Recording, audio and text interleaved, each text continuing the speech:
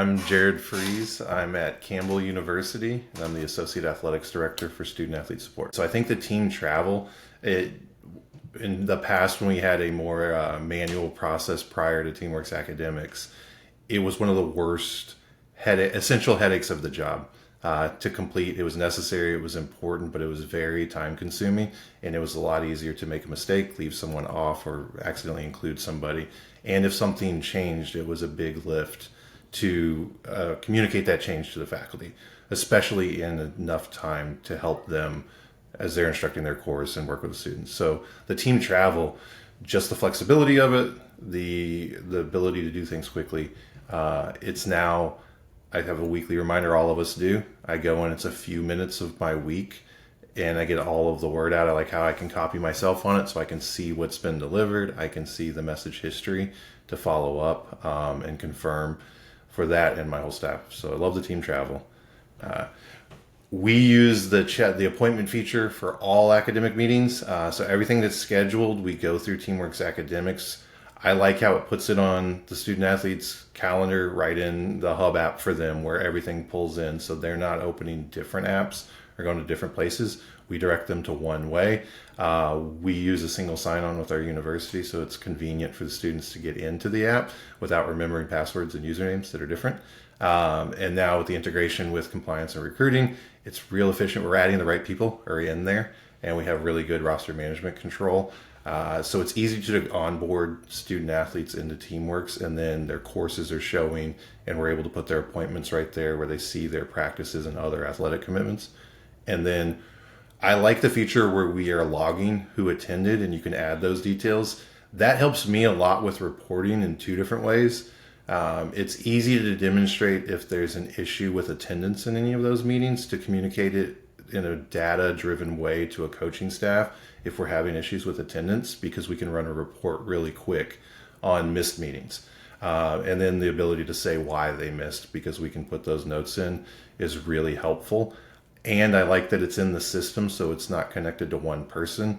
You know, we have two advisors who work with our football program. They can generate one report off of their combined work instead of having to combine documents separately to share things with coaches. So that works really, really well for us. I also like at the end of the semester, I can demonstrate the productivity of our team, which I think in academic support is sometimes hard to show in a quantitative way what you're doing. But I can demonstrate how many appointments our staff is holding, how much time we're spending with student athletes, and be able to sort it by teams in different ways. So I can generate a report that is easy to digest, that says a lot in a graphic or just a few bullet points of the work my team is doing. So I think internally it's helping with our day-to-day, just calendar management, connecting with students, but then it's also helping to share up with administration, coaching staffs, and others of what that work looks like and how it's impacting their students. So the appointment feature is critical. We use the campaign request during registration. So students, when we're having additional meetings outside the normal week to week or monthly, where they can schedule on our calendars and fill it up in those busy times. And so when it's critical to meet with a lot of people in a short window, it gives them a lot of power to be able to do that, and for us to track who has followed up with that and who still needs to schedule a meeting. So I think those features are really helpful. And then the study hall is just, it's easy. We have, again, they can sign in with one app. They can see their hours logged in the TeamWorks app. They can track themselves what's going on. We can set up virtual kiosks. We have 3 different locations. So the virtual kiosks for us are really helpful, so we can know where students are and where they're logged in at which time.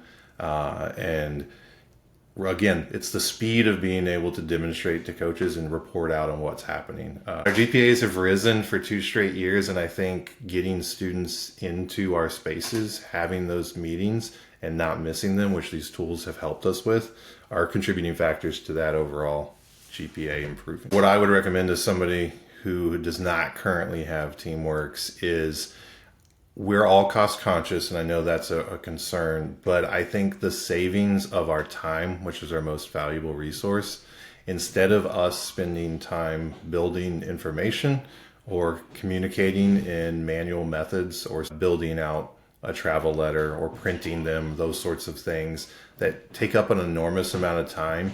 We could use that time to meet with students and actually provide interventions that make a real difference in what they're accomplishing in the classroom. So we can provide direct support with the time that's freed up from using Teamworks.